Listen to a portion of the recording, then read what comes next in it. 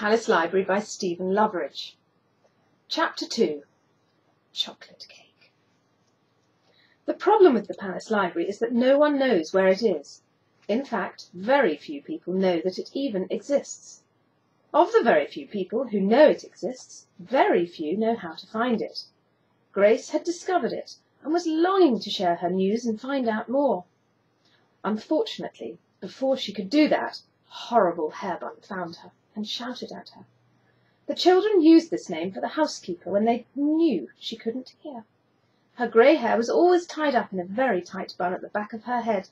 It had wispy bits sticking out, which matched the curly bits of hair on her chin. The children just wished they could pluck them out, especially when she kissed them good night and they tickled and prickled. Grace was late for tea. She was made to sit in silence and watch Eleanor and Harry eat their chocolate pudding, while she was only allowed dry spaghetti without sauce.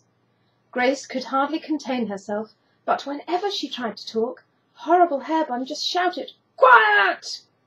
Eventually, just before bedtime, Grace explained to Harry and Eleanor what had happened. Harry was rather abrupt. "Don't be silly, Grace. You're making it up. There's no such thing as a magic room with magic dogs.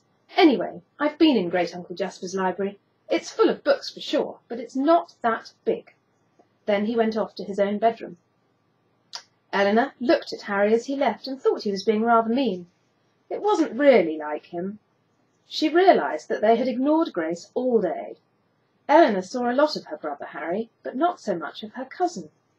It was their chance to catch up and play, since they were all together for the summer holidays at Great-Uncle Jasper's house, and they ought to be nicer to Grace. She'd been an orphan since her parents had died in a car crash several years earlier. Being together was the whole point of coming to their uncle's house after all. They could get together and enjoy being outside in the vast gardens and grounds, especially since Harry and Eleanor's house only had a tiny backyard. The problem was that there was so much rain that August, everyone was miserable. They couldn't go outside. Water was seeping in through the window frames, and horrible Hairbun had placed buckets to catch drops coming through the ceiling. Everyone was bored, and there was nothing to do but stay inside.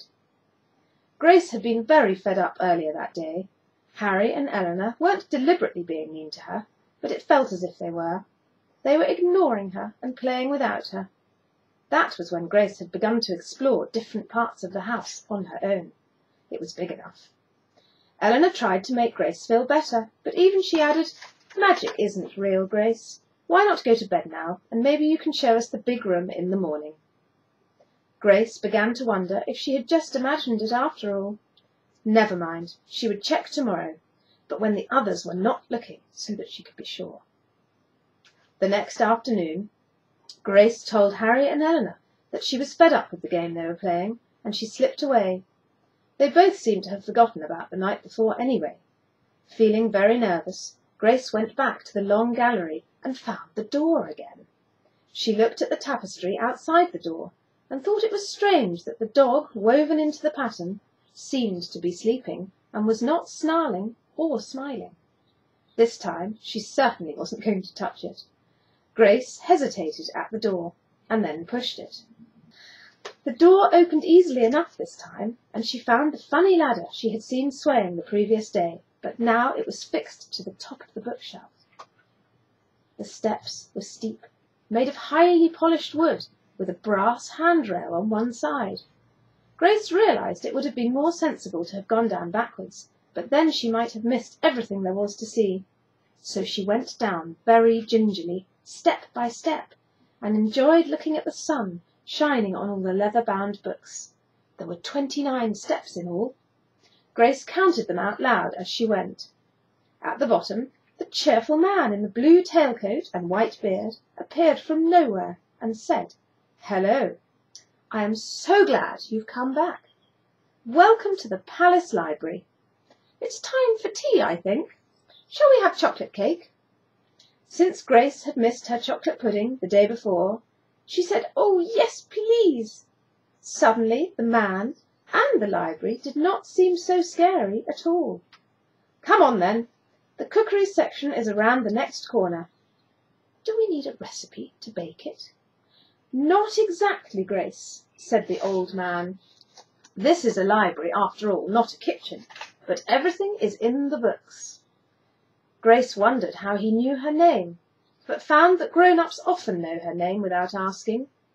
They walked around the corner to a shelf of books that were nearly as tall as Grace. "Here we are," said the old man. "Best baking. I'll need your help, please." The book was rather large, over 4 feet high and 2 feet wide, and they struggled to place it on the table. "Page 36, if I remember rightly, but it's a long time since I've had this cake. I don't get much company any more." He opened the book, and there was a huge picture of a fantastic-looking cake with gorgeous icing. It was covered in chocolate buttons. The extraordinary thing was that as Grace looked at the picture, it stopped being a picture and turned slowly into a real cake. "I think this one must be a quick-bake recipe," said the old man with a chuckle. "Let's tuck in." As they ate the cake, the man asked Grace about her friends and said she ought to bring them back to tea another day. She finally plucked up the courage to ask him his name. "Most people just call me the librarian, but perhaps you would call me Edgar. They used to call me Edgar once, and I rather liked it." "Is that Mr. Edgar, then?"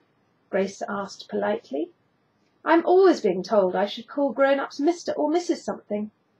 "No," said the old man, "just Edgar. I'd prefer it that way.